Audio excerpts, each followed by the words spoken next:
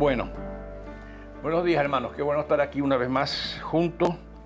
No somos muchos, pero somos los que estamos, así que aprovechemos el rato.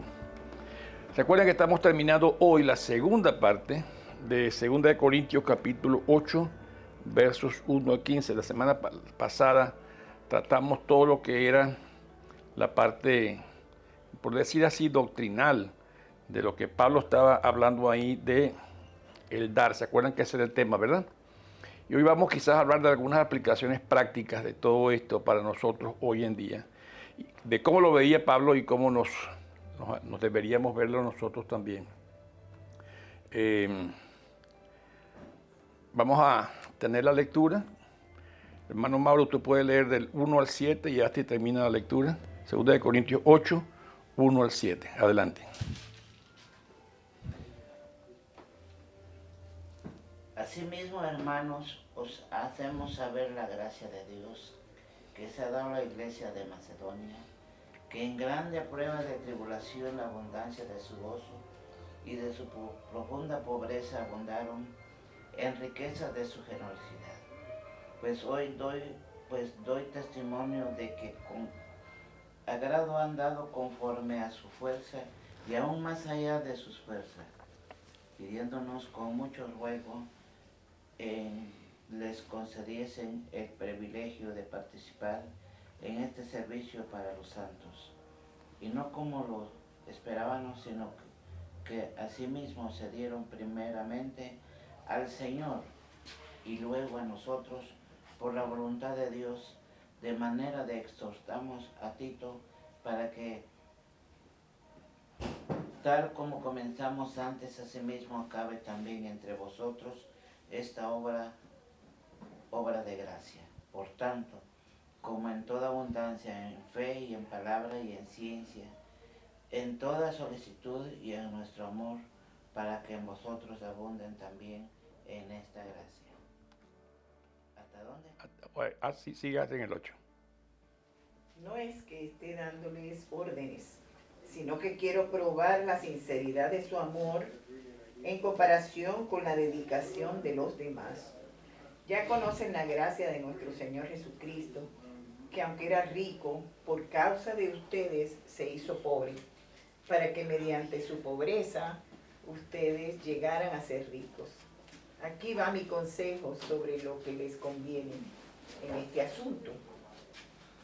El año pasado ustedes fueron los primeros, no solo en dar, sino también en querer hacerlo. Lleven ahora a feliz término la obra, para que según sus posibilidades cumplan con lo de la buena gana,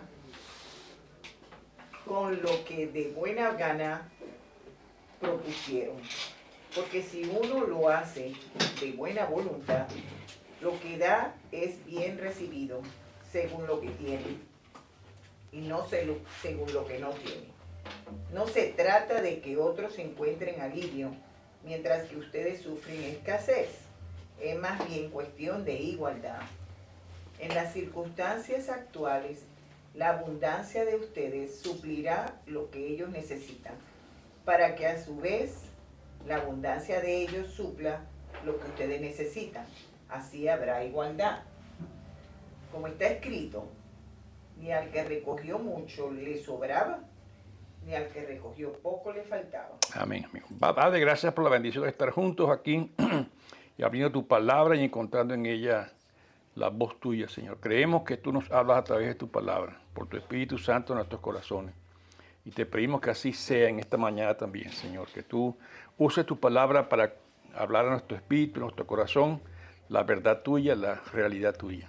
Pido que nos acompañes, que nos guardes en todo lo que hacemos. En Cristo Jesús lo pido, Señor. Amén y amén. Bien, como vimos la semana pasada, ¿qué está haciendo Pablo aquí? ¿Qué está pidiendo? Que cooperen voluntariamente. ¿Cooperen con qué? Con lo que les falta. Bueno, Con lo económicamente. mejor. Ok, Pablo está hablando claramente de dinero. De dinero. ¿Nombra la palabra dinero? No. Interesante, ¿verdad? No nombra la palabra dinero. Usa palabras parecidas en un contexto muy administrativo pero los lleva a una realidad espiritual. Por ejemplo, usa palabras como colecta, bendición, servicio sacerdotal, comunión o servicio, que la semana pasada lo hablamos de diaconía. Usa la palabra gracia y habla del dar al que no tiene. Lleva el tema dinero a un plano totalmente distinto como lo que muchas veces usamos hoy en día. Porque no está poniendo un énfasis en el dinero, está poniendo un énfasis en la verdad que incluye el dar. Y esto es importante que lo veamos, hermanos, porque como desde la semana pasada dijimos, se manipula mucho el tema, se maltrata mucho el tema y nos causa muchísimos dolores de cabeza. Ahora, sí es cierto que vivimos en un mundo donde el dinero hace falta. Nadie puede vivir hoy en día sin el dinero, ¿verdad? Pero Pablo quiere darle la perspectiva correcta al dinero que está hablando como cristiano. Lo relaciona todo con Dios. Especialmente lo relaciona con un acto de adoración a Dios. No lo relaciona con una inversión. Da mucho, ¿para qué? Para que recibas mucho. No dice eso, Pablo. No está poniéndose ahí, está poniendo la medición correcta. Nunca se refirió al dinero directamente, sino que tiene un significado teológico. De no ser así, el tema del dinero se convierte rápidamente en un tema muy sencillamente de pedir. Dame dinero que necesito. Y no en el contexto que Pablo lo quiere llevar. Ni siquiera habla de un presupuesto, ¿no? De cumplir el presupuesto. Sino, lo dice claramente, el dar es resultado de ¿qué? Si lo han visto y se recuerdan un poquito la semana pasada. El dar debe ser un resultado de ¿qué? La semana pasada decíamos que era un resultado del agradecimiento que yo tengo a Dios por lo que yo he recibido. Por eso Pablo habla de dar de gracia. Porque ¿qué hemos recibido nosotros que no sea de gracia? Absolutamente nada. Y ya dijimos que gracia es un favor que recibimos que no merecemos. Entonces, Pablo está llevando a la gente de Corintio a que piensen, como ya habían pensado en la ayuda, inclusive les dice, ustedes tienen muchas otras cosas buenas, abunden también en esto, en la gracia de dar. Sean generosos, porque les dice, el ser generoso lo que está mostrando es cómo está su relación con Dios. Y cuidado, porque hoy en día el ser generoso siempre lo queremos relacionar con qué tan bueno yo soy. Mira todo lo que puedo hacer. Mira todo lo que hago. Y Pablo dice, cuidado, no es ese el énfasis. El énfasis es, si ustedes entienden lo que Dios les dio de gracia, les será fácil ahora dar de gracia a aquellos que lo necesitan. Y les pone ese ejemplo de los macedonios y que lo hacen con ese tipo de énfasis, ¿verdad? Sean generosos, basados no en lo que ustedes tienen en el bolsillo, sino basados en lo que recibieron de Dios. Y otra vez la pregunta, ¿cuánto hemos recibido de Dios? La respuesta es todo lo hemos recibido de Dios, porque no tenemos nada de nosotros. Entonces, la base del dar implica el cambio radica en el cambio que ha habido en tu vida por lo que Dios ha hecho por ti a través de Cristo Jesús. Por eso la base del dar es la gracia de Dios, el amor de Dios. Por eso usa esos lenguajes. Por ejemplo, ahí cuando estábamos leyendo en el 8:9, Pablo dice, ya conocen la gracia de nuestro Señor Jesucristo, que aunque era rico, por causa de ustedes se hizo pobre, para que mediante su pobreza ustedes llegaran a ser ricos. ¿Estaba hablando Pablo de ser ricos en dinero? Si fue así, fracasó, porque ningún discípulo fue rico en dinero nunca. Lamentablemente este versículo lo usa mucho la gente que quiere hablar de dinero. Miren, Cristo quiere que seas rico. Está completamente fuera de contexto. Ni Cristo fue rico, ni ningún apóstol fue rico. Está conmigo, ¿verdad? Ok, ninguno fue rico. Y hace ese énfasis. Igual lo hace ahí en el 9 y también lo hace a ver si lo encuentro por aquí, ¿dónde está? En el 8 mismo, ¿no?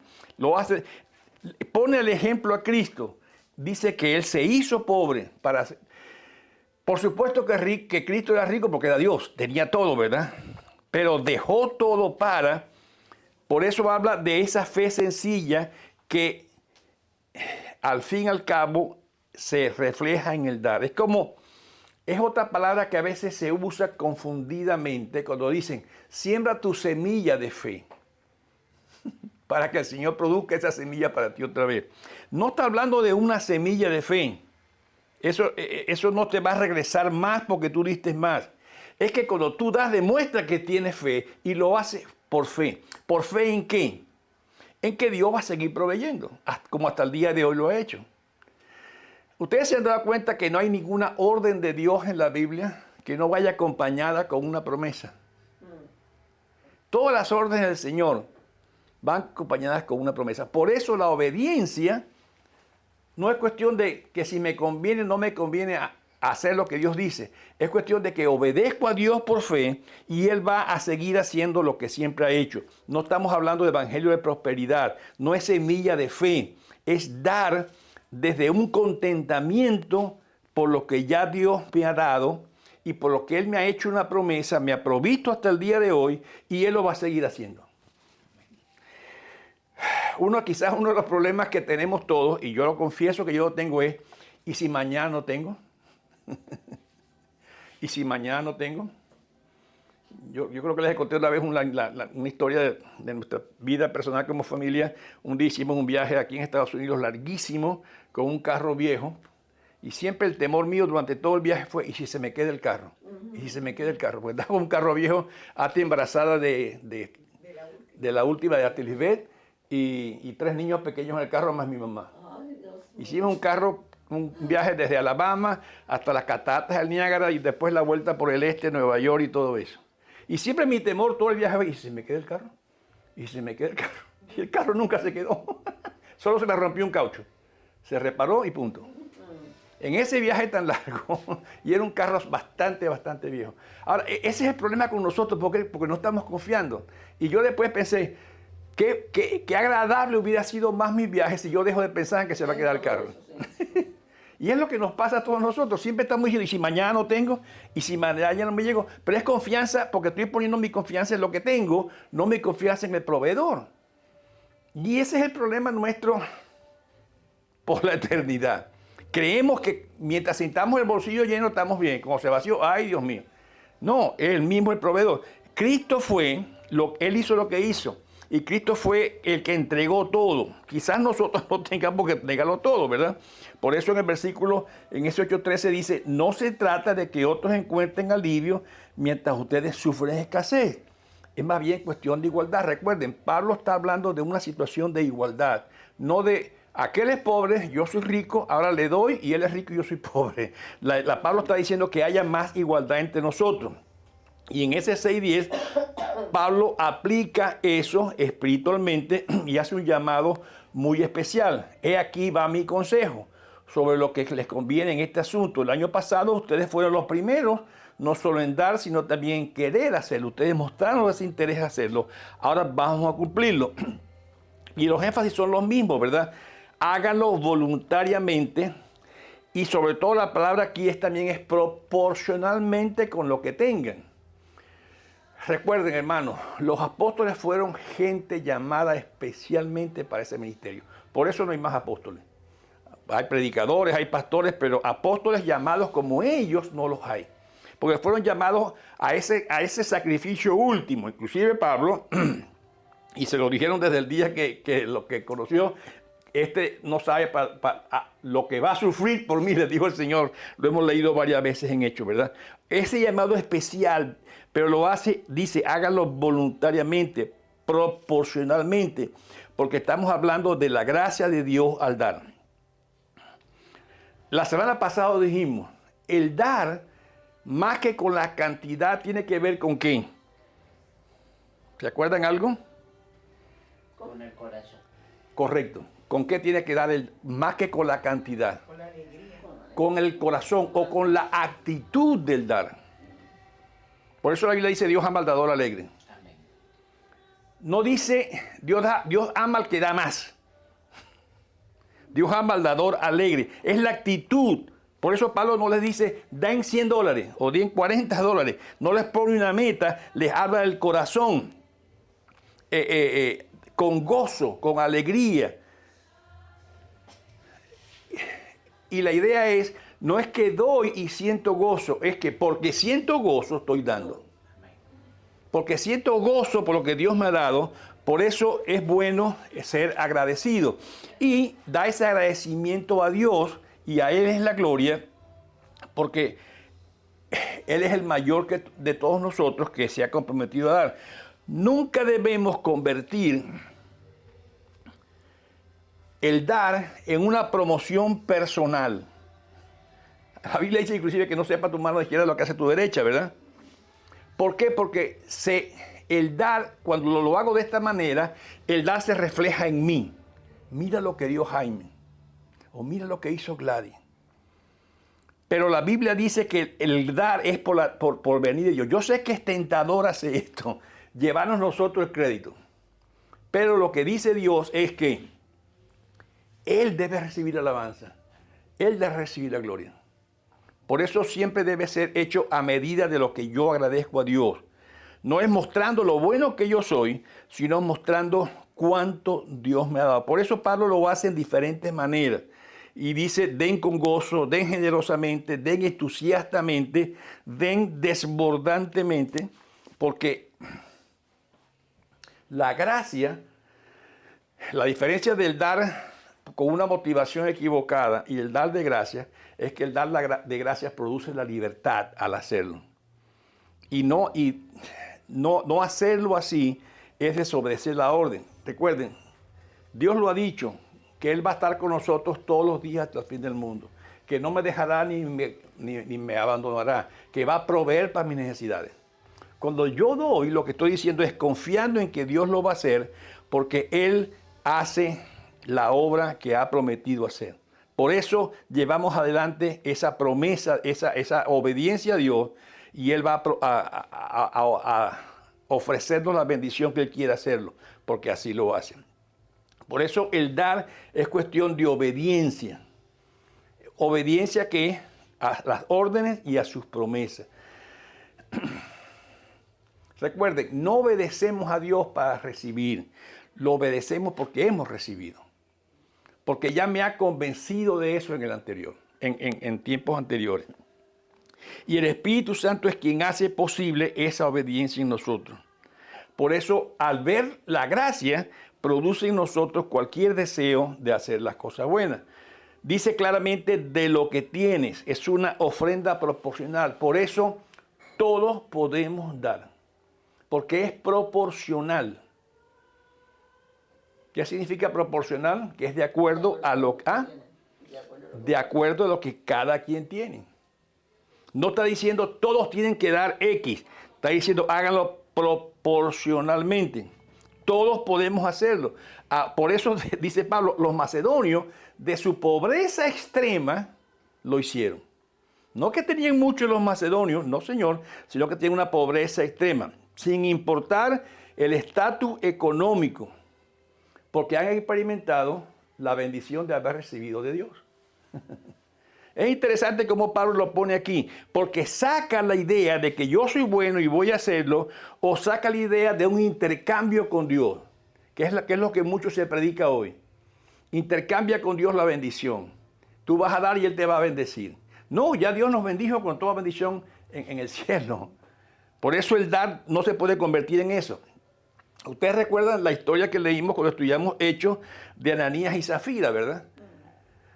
El pecado no fue lo que ellos trajeron. ¿Cuál fue el pecado, si se acuerdan? Que se quedó con una parte. Se podía haber quedado. Que mintieron diciendo, esto es todo. No, Pablo dijo, tú podías quedarte con todo porque nadie te está pidiendo todo. Pero ¿por qué tratas de engañar al Espíritu Santo? Y así de grave o de serio, vamos a decir así la palabra, es el dar. Es el dar. Porque el Señor sabe cuánto es mi proporción y sabe cuánta es mi alegría y Él juzga de acuerdo a eso, no juzga la cantidad. ¿Ok? Y eso debemos clarificarlo. Alguien puede leer ahí mismo en 2 Corintios, que tienen abierto todavía. Recuerden una cosa, Pablo está tratando en el verso 8 y el 9, en el capítulo 8 y en el 9, el mismo tema, ¿ok? Así que las próximas clases van a ser sobre el mismo tema, lo siento, no lo inventé yo, lo inventó Pablo. Por eso ahí en el capítulo 9, en el otro capítulo, los versos 6 en adelante, ¿quieres leerlo, Gladys? 6 al 9, perdón, 6 al 11. Recuerden esto, el que siembra escasamente, escasamente cosechará, y el que siembra en abundancia cosechará. Cada uno debe dar según lo que haya decidido en su corazón, y de mala No, cuidado. No de mala gana, sino ni por obligación, porque Dios ama al que da con alegría. Y Dios puede hacer que toda gracia abunde para ustedes, de manera que siempre en toda circunstancia tengan todo lo necesario y toda buena obra abunde en ustedes. Como está escrito, repartió sus bienes entre los pobres, su justicia permanece para siempre. El que le suple semilla, al que siembra también se suplirá pan para que coma. Aumentará los cultivos y hará que ustedes produzcan una abundante cosecha de justicia. Ustedes serán enriquecidos en todo sentido para que en toda ocasión puedan ser generosos y para que por medio de nosotros la generosidad de ustedes resulte en acciones de gracias a Dios. La semana que viene, la otra semana vamos a estudiar mucho este tema, así que no voy a hacer mucho énfasis en él, pero lo interesante que dice es, en ese capítulo, versículo 11, ustedes serán enriquecidos para que en todo sentido y en toda ocasión puedan ser generosos. La idea de lo que Dios te da nunca es para que lo guardes en el banco y te hagas supermillonario. Lo dice claramente, para que puedan seguir siendo generosos. Porque al fin y al cabo, recuerda una cosa, para la tumba no nos llevamos nada. Aunque duela, ¿verdad? Por eso dice claramente, es una adoración a Dios lo que están haciendo. No es un asunto de moralidad. Hagan lo que Cristo hizo, que se entregó y se dio. Hagan lo que es adecuado. Cristo entregó su propia vida. Hagan lo que es adecuado según el estatus de cada uno. Es la enseñanza, no la orden. Es el consejo, no la orden. En otra palabra dice, muestren su amor. Y Pablo yo creo que está claramente diciendo, no se dejen abusar por la gente que viene a quitarle todo. Porque en ese tiempo también había este tipo de personas que venían a vivir de lo que ellos les estaban, lo que podían quitarle a la gente. Muestren su amor, no se dejen abusar, no caigan en presiones con otros. Recuerden que ahí en 1 Corintios capítulo 13 dice claramente, aunque diera mi vida para ser quemada en el fuego y no tengo amor, de nada me sirve. ¿Quién puede dar su vida para ser quemada en el fuego? No, a mí no me gustaría ser quemada en el fuego. De todas maneras, si una buena antorcha, ¿verdad? Alumbraría por un buen rato. Pero dice, ni eso lo que vale es el amor, si no de nada sirve. Es el principio, es una prueba de amor. Por eso se ve de varias formas genuinamente el amor. Por eso ese amor genuino que Pablo está hablando es base a esa obra de gracia. La disposición de dar no viene de mi bondad, la disposición de dar viene de Dios. Y viene dada por mi experiencia con la gracia de Dios, que me llenó de gozo y ese gozo me lleva a dar. Y esa gracia de Dios me hace abundar, como leímos en el capítulo siguiente, me hace abundar en generosidad para con gozo. Que puede ser sacrificial. Si Dios lo pone, sí, claro que sí. Pero no es un requisito que está poniendo Pablo. Cada quien sabe que puede sacrificar. Cada quien sabe que puede dejar para poder dar a personas o a iglesias o entidades que lo necesiten. Por eso el énfasis está en el amor, el énfasis está en la actitud, no en la abundancia.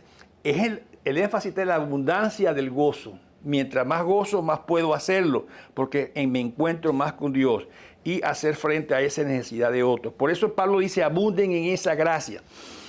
Recuerden una cosa, hermano. Nosotros que vivimos en los Estados Unidos, vivimos en un mundo muy presionado por lo que tú tienes. ¿Cuál es la frase que se usa hoy en día? ¿Cuánto tienes? ¿Cuánto vale? ¿Cuánto vale? Nada tiene, nada vale. Nada tienes, nada vale. Y quizás en muchas ocasiones que usted llega a ciertos círculos, las primeras preguntas que le van a hacer, ¿y tú en qué trabajas? Ajá. ¿Y tú en qué trabajas? ¿Dónde Porque vives? para saber dónde te clasifico, de acuerdo a lo que tienes. ¿De dónde vives? O dónde vives. Si vives en Coral Gables no es igual que vives en la Pequeña Habana, o en Homestead, o en... Vaya usted a saber, ¿verdad? El asunto, vivimos en esta sociedad americana, y hay que confesarlo, que yo creo que hasta nos ha permeado en la iglesia. Nos ha hecho énfasis en la iglesia, muy materialista, como dijo Gladys, ¿cuánto tienes, cuánto vale? Y nos vivimos comparando. ¿Qué carro? ¿Qué casa? ¿Qué ropa? Y a los muchachos de hoy en día les llega mucho esto, ¿verdad? Y por eso a veces tenemos problemas con nuestros propios hijos, porque ellos quieren usar la ropa que su compañero está usando. Pero en verdad recordemos algo, lo que está diciendo Pablo es, ¿qué es lo que realmente vale de lo que tenemos? Yo también les he contado la historia de la película La lista de Schindler. Los que la han podido ver, si no, búsquenla, que es muy buena. Es dura, porque es la época de los nazis. Él era un empresario alemán que hizo negocio con al principio hizo negocio económico con los alemanes para producir cosas para la guerra, cascos y chaquetas para los soldados y ese tipo de cosas. Pero necesitaba trabajadores. Y él empezó a traer trabajadores y se dio cuenta que podía empezar a salvar judíos de las hogueras y de todos los campos de concentración, y empezó a pedir más de lo que necesitaban. Y los alemanes no eran bobos, se dieron cuenta que ese tipo está salvando gente. Pero entonces, ¿qué empezó a hacer él? Empezó a comprar prácticamente a los alemanes, intercambiar por judíos dinero o posesiones.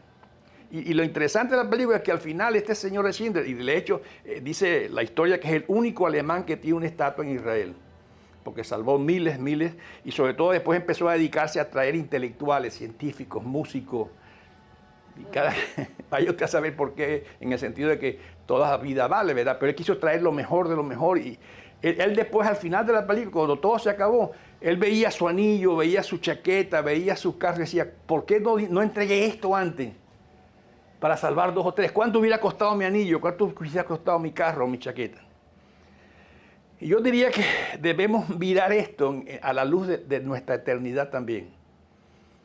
Yo sé que todos necesitamos una casa donde vivir y un carro con que andar y hasta comodidades para tener.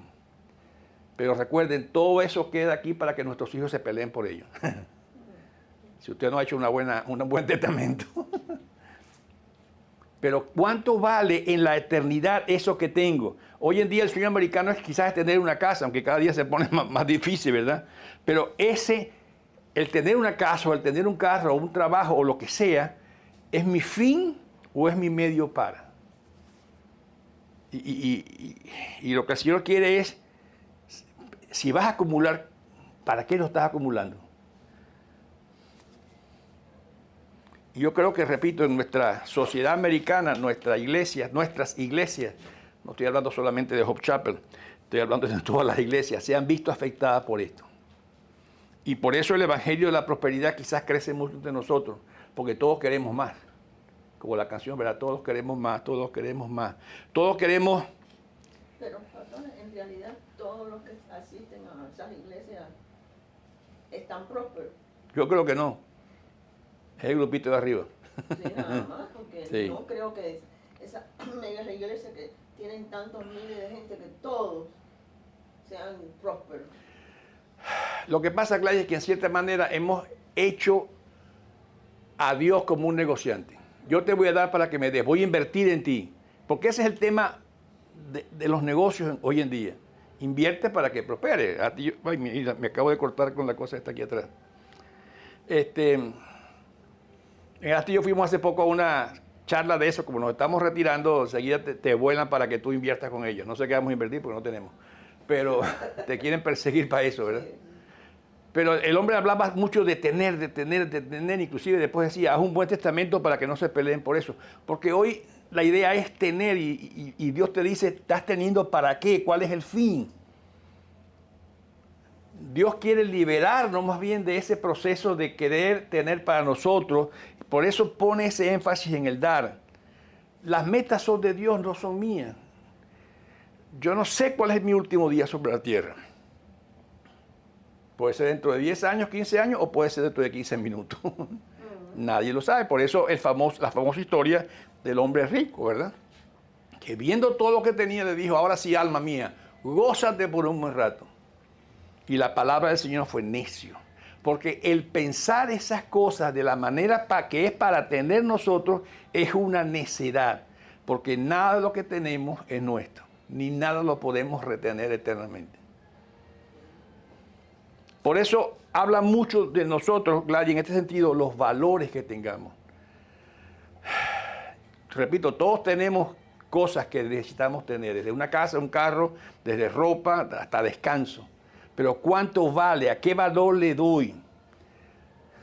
Aquí en Estados Unidos, hasta hace poco, lo que tú dabas a la iglesia hasta de tus diezmos, podías descontarlo de tus impuestos. Ya no, lo quitó Trump. Pero mucha gente daba porque, bueno, esto lo voy a descontar de mis impuestos. Ya, ahora hasta eso se fregó, ¿verdad? Así que está más complicado. Pero la idea no es dar para mi provecho, la idea es dar para la gloria de Dios. Y es lo que hicieron los macedonios, por eso Pablo lo pone como ejemplo. Y ellos dicen, tienen el valor correcto. ¿Por qué tienen el valor correcto? Porque aún lo que tienen en su pobreza, pueden darlo por el agradecimiento a Dios, pueden hacerlo con ese deseo de querer a Dios. Dieron desde su pobreza. ¿Por qué? Porque eran ricos en otra cosa. ¿En qué eran ricos? En el gozo de Dios. Y por eso se repite mucho la palabra, bástate mi gracia. Si ya Dios me ha dado su gracia, es bastante para nosotros, por todo lo que podemos tener. Por eso a los macedonios no había que pedirle. Ellos vinieron a pedir diciendo, por favor, déjame dar, déjame hacerlo, porque es por la gracia.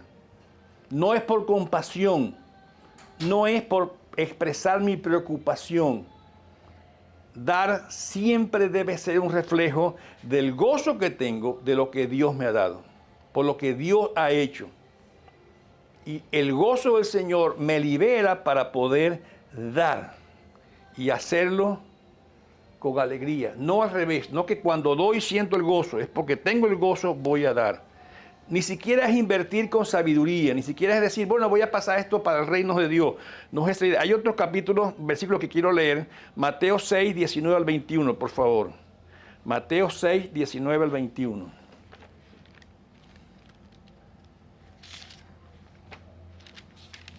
Seis, 19 de Mateo.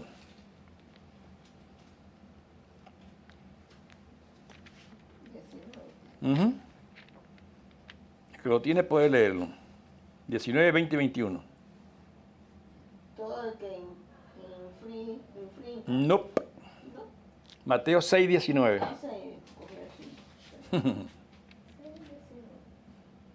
No acumulen. Es en eso que estaba pensando. No acumulen para sí tesoros en la tierra, donde la polilla y el óxido destruyen y donde los ladrones se meten y roban. Más bien acumulen para sí tesoros en el cielo, donde ni la polilla ni el óxido carcomen, ni los ladrones se meten a robar. Porque donde está su tesoro, ahí estará también su corazón. Donde está tu tesoro, allí estará también tu corazón. ¿Dónde está mi tesoro? ¿Dónde está mi gozo? ¿En cuánto tengo en el banco? ¿En que el Señor nos suple? El Señor lo hizo sacrificialmente y nos pide que lo hagamos de la misma manera. Eso sí, nunca nos da la orden de cuánto, ¿verdad? Pero la idea es que Él debe movernos. Por eso los macedonios fueron ese gran ejemplo, porque lo hicieron desde su pobreza. Dar no desde mi cuenta bancaria, dar desde donde Dios me ha dado. Y ahí nadie va a competir con Dios. Porque al fin y al cabo, hermanos, como ya leímos 2 veces, nadie puede acumular nada. Nadie puede acumular nada. ¿Estamos satisfechos con la gracia de Dios? ¿Es suficiente la gracia de Dios? La Biblia dice que Dios pone en nosotros el querer y pone también el hacer. Por eso cuando demos mucho o poco, mire la actitud con que lo hace. Si lo hace con alegría de Dios, por agradecimiento a Dios, por la bondad que Dios ha hecho, Dios así lo va a entender y a recompensar. Si lo hace por otra cosa, tengan cuidado, porque Dios lo está mirando con ojos distintos. Amén. ¿Alguna palabra?